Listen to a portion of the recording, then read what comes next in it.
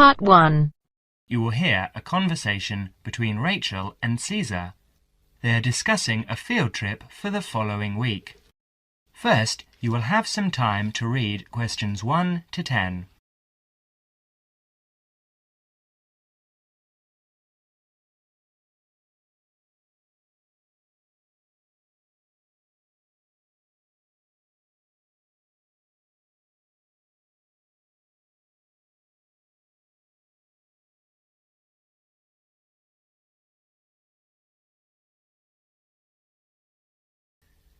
Now listen carefully and answer questions 1 to 7.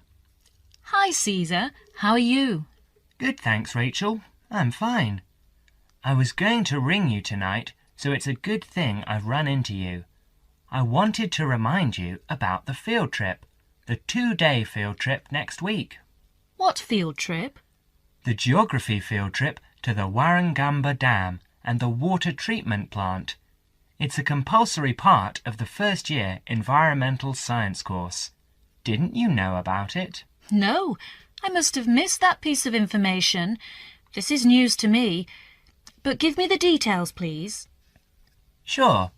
Well, we have to meet outside the library next Monday at 7 in the morning, or you can meet us at 7:45 at the bus station in time to catch the coach, which departs at 8 o'clock. Oh, all right. And how long does it take to get to this place? Well, once we're on the coach, it will take about 2 hours. No, actually more like 2.5 hours at that time of day. And it could take as long as 3 hours to come back the next day because of the evening traffic. And what's the purpose of the trip? Didn't you get the course outline? You don't seem to know anything about this course. Well, remember, I only started at the university a month ago, so I joined the course 2 weeks late, and I've been trying to catch up ever since. Oh, of course. Well, we spend the first day visiting the dam. I believe we actually go inside the wall of the dam, which is really quite interesting, to see the dam functioning, you know, how much they regulate the water supply each day, depending on how much water is needed downstream in Sydney. Oh, okay. And, so if this is a 2-day trip, where are we staying? Not camping by the dam, I hope? No, not camping. They do actually have some overnight cabins near the dam for visiting groups, but we're spending the night in a youth hostel in a town nearby. That's all been arranged by the university. And what about meals? Should we take our own food along? No, you won't need to do that. The hostel provides 2 meals, breakfast and an evening meal, and we can find a cheap place to buy lunch. Great. So, is this the only dam that supplies water for Sydney? There are a couple of others too, but this is the main one. Well, with a population of over 4.5 million people, I suppose we do use thousands of litres each day. Absolutely. In fact, according to my notes here, they pump the water through something like 20,000 kilometres of pipes and canals and store the water in 262 service reservoirs. And each day we use enough water to fill 600 Olympic swimming pools. Now, you will have another chance to look at questions 8 to 10.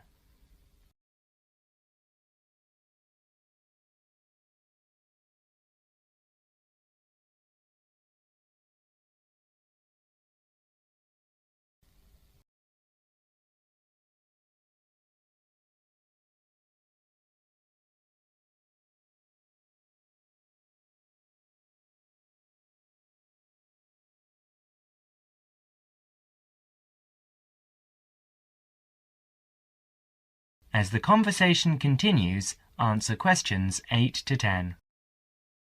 And what's happening on the second day?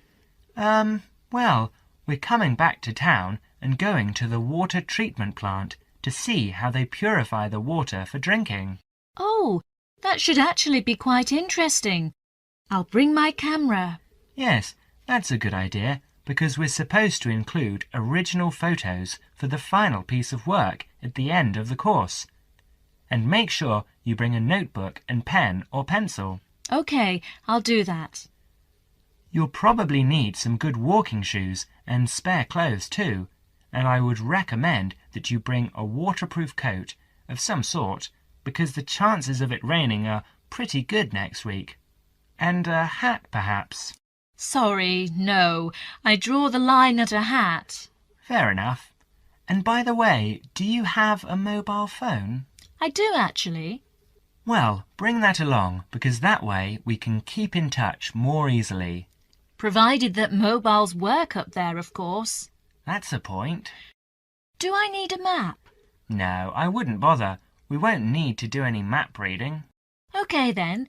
See you on Monday, and thanks very much for letting me know. That is the end of part 1.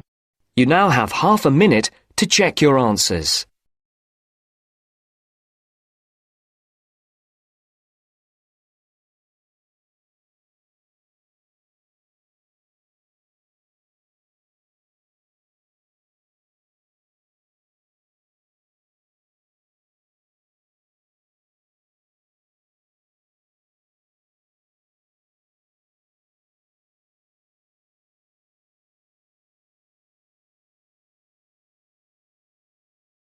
Now turns to part 2. Part 2. You will hear an extract from a radio program called Consumer's Choice, which gives advice to consumers on how to make complaints. First, you will have some time to look at questions 11 to 20.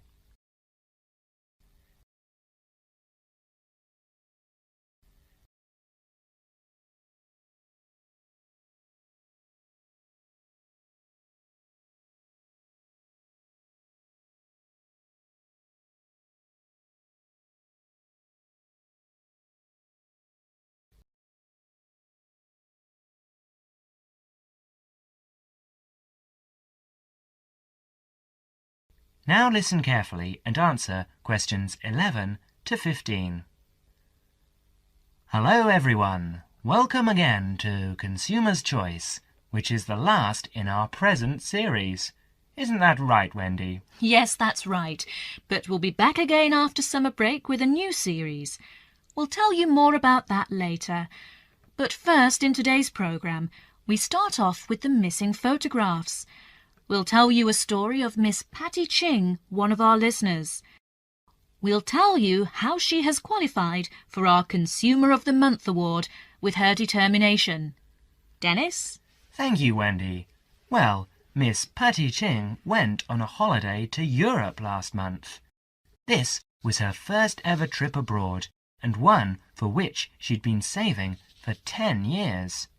Her tour took her around 12 countries in 21 days, and being a keen photographer, she took lots of photographs. 10 rolls of film, to be exact. About 360 photographs. When Patty got back home, she gave all her photos to top-class photo services for developing, and they vanished. She never saw them again. Of course, she was furious with the company and complained. They apologized and offered her compensation, 10 free rolls of film. This made her even more angry, and she rejected this completely inadequate offer and asked for $2,000. The company refused her request, so Patty wrote them a letter telling them to pay up in 10 days or she would take them to court. She received no reply, so she did take them to court. But 2 days before the case was due to be heard, she received a check for $2,000. Top Class had obviously made their minds up on how the judge would decide. Patty's case provides a lesson to all of us. If we want our rights as consumers, we've got to fight for them. So for her determination and spirit, we name Patty our Consumer of the Month. Now you will have another chance to look at questions 16 to 20.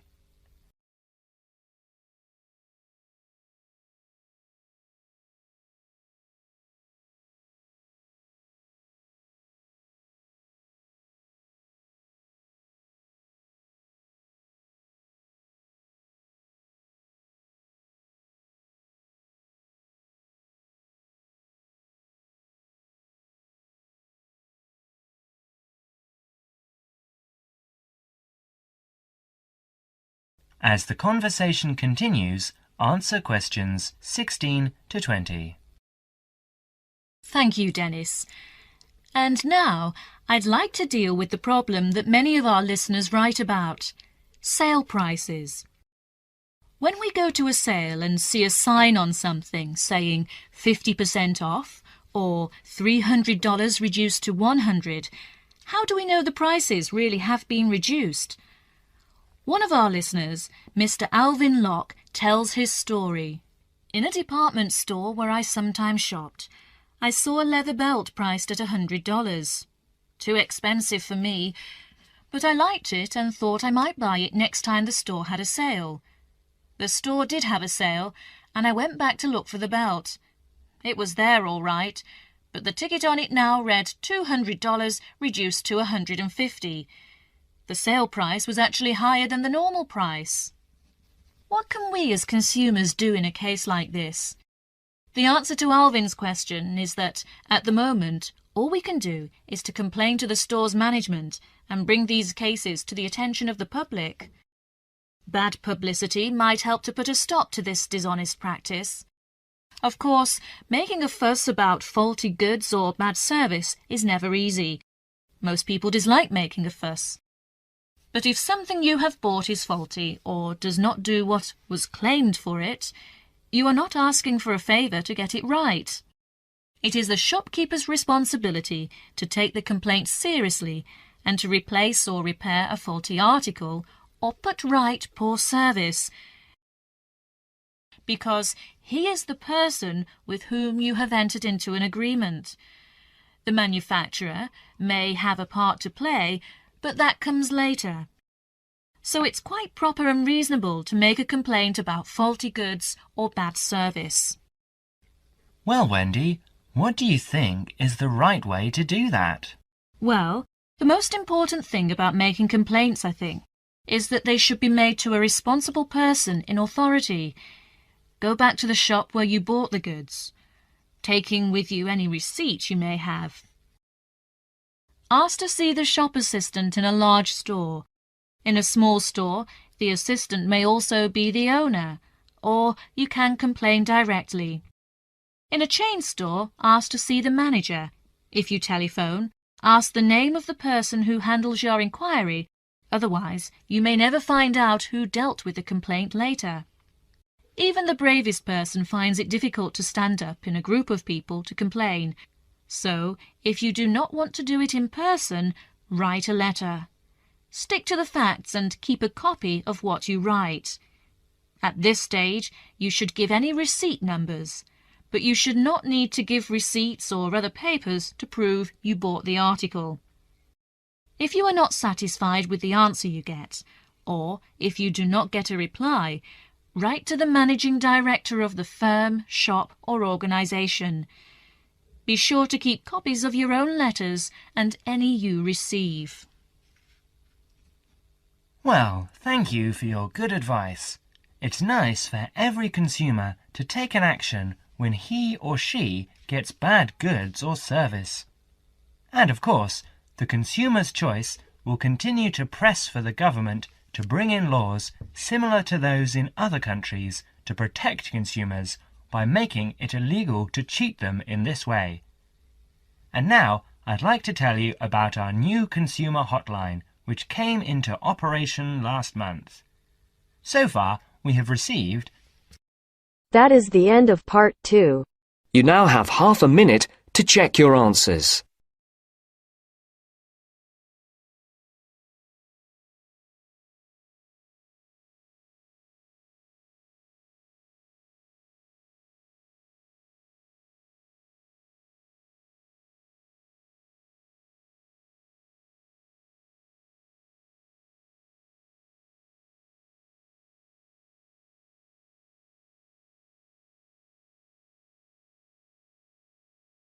Now turns to part 3. Part 3. You will hear Dr. Richardson discussing the requirements of a course and the writing of an essay with a student. First, you will have some time to look at questions 21 to 30.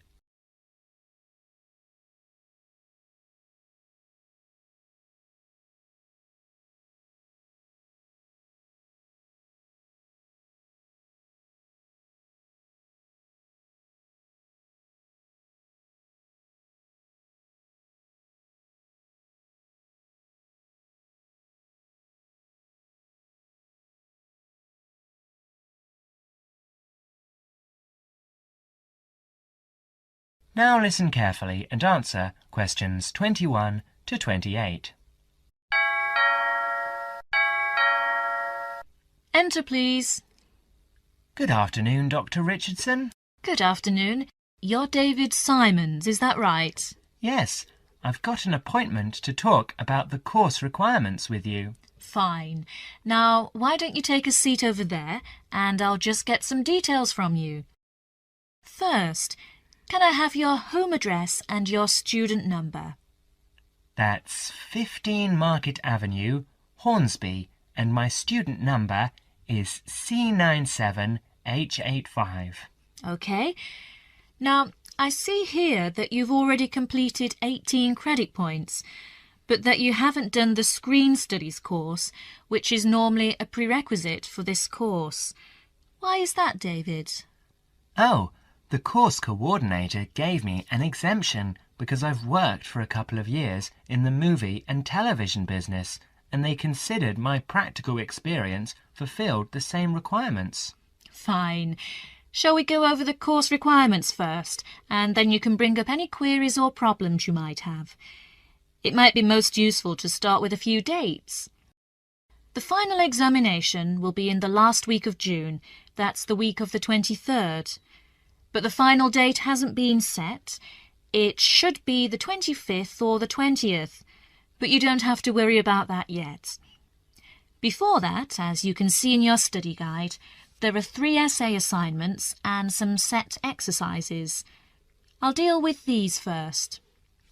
These set exercises are concerned with defining concepts and key terms.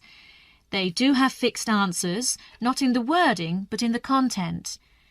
To that extent, they're quite mechanical and provide an opportunity for you to do very well, as long as your answers are very specific and clear. Yes, I see there are about 20 terms here. How long should the answers be? You shouldn't exceed 250 words for each term. Right, that looks easy enough. And the third assignment seems fairly straightforward too. Just a journalistic type review of a recent development in television. It's not so different from what I've done in my work. Yes, it should be fairly easy for you, but don't exceed 1,000 words on that one. Essays 1 and 2 are the long ones. The first essay should be about 2,000 words, and the second 2,500 to 3,000, and the approach for both should be analytical. You now have another chance to look at questions.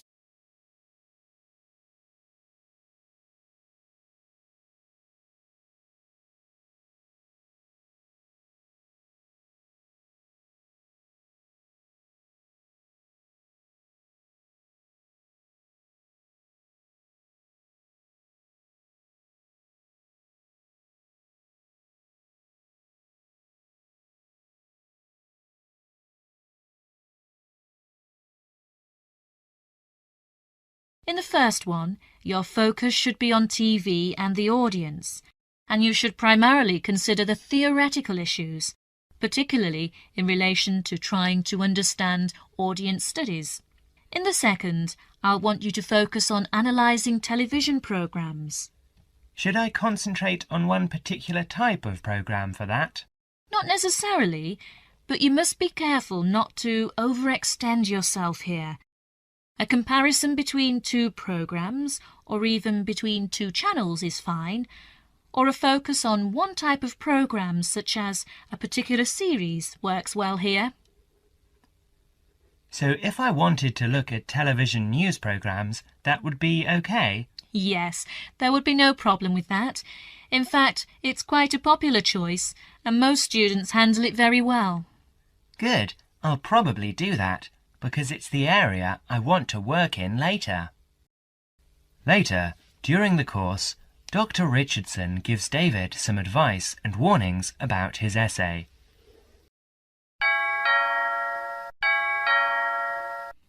Come in and sit down, David. You wanted to talk to me about your second essay, is that right? Yes, Dr. Richardson. I just want your comments on what I'm planning to do. I'm doing the essay on the differences between TV news programs at different hours of the day. How many time slots are you planning to consider? Well, I think I'd look at all of them. That'd be 5 slots: the breakfast news, the mid-morning news, and the midday news. That's 3. Then there's the 6 o'clock news, then the 10 o'clock and midnight programs. So that's 6, not 5. That's rather a lot. And you'd have a lot of different audiences to consider. Why don't you just do 2, say the mid-morning and then 6 o'clock? That should give you 2 fairly contrasting approaches with 2 main audience compositions. Oh, just 2 then? Yes, I think that'd be much better. Now, how many actual programs do you plan to work with? I suppose you think analysing a whole week of news programmes would be too many. Well, that depends on how much of each program. If you concentrate on one particular type of news item, say the sports news or local items, it might be all right. Yes, I can see that would be a good idea. I won't make a decision now before I collect a sample of programmes over a whole week. I'll look at them and see what items appear throughout the week. Yes, that's a sound approach. Now, we're getting close to the deadline. Can you finish it in time? Yes, I think so. I've completed the reading and I know what my basic approach is, so it's really just a matter of pulling it all together now. Fine, David. I'll look forward to reading it. That is the end of part 3. You now have half a minute to check your answers.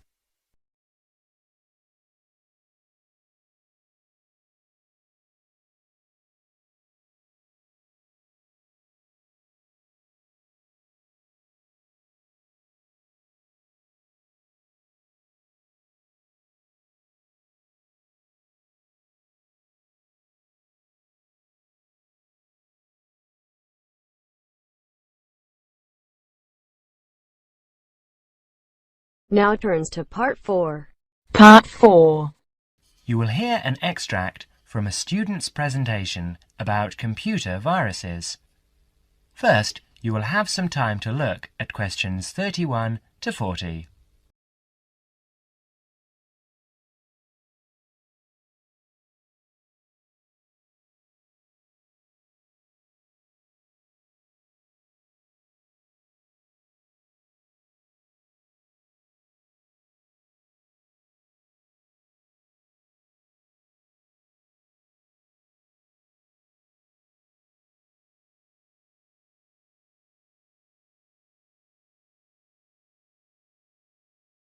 Now listen carefully and answer questions 31 to 40.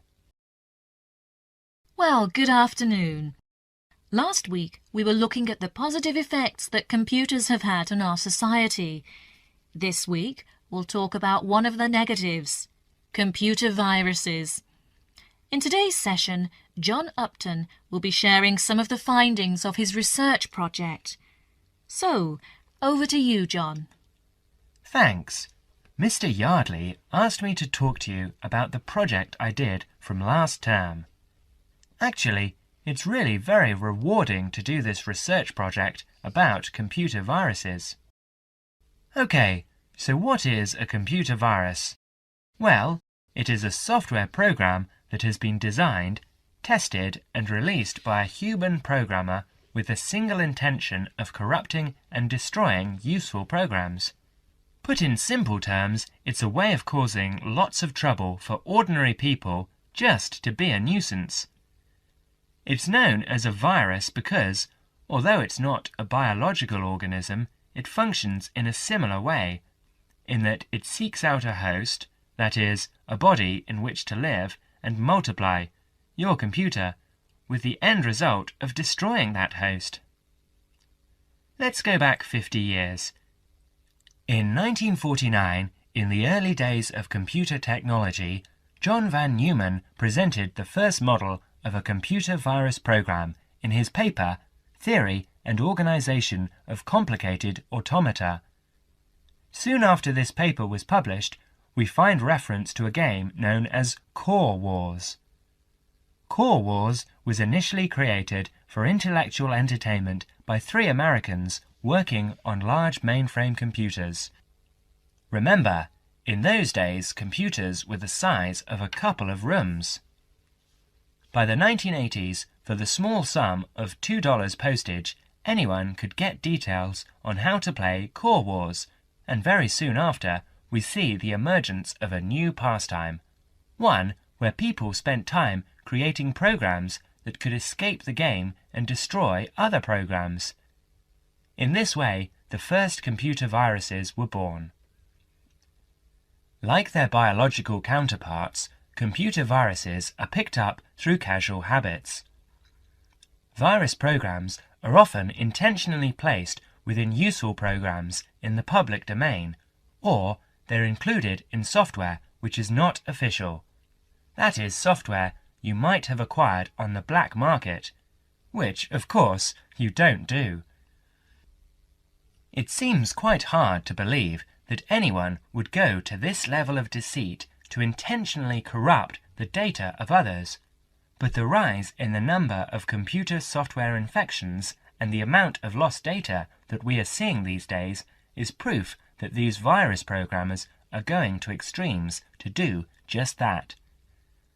They are going out of their way to create programs that hide inside legitimate software applications and cause all sorts of errors that the average end user will then mistake for hardware failure. In other words, they will think that the problem lies with their own computer. So, what can we do to combat these people? Well, the first thing is to realize that virus programmers succeed because people are not always careful about where they get their programs from. So, number 1, be very careful.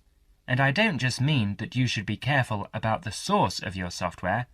You also need to take care with emails and avoid any messages which are suspicious looking. For instance, a message that says, "I love you," or "Win $50.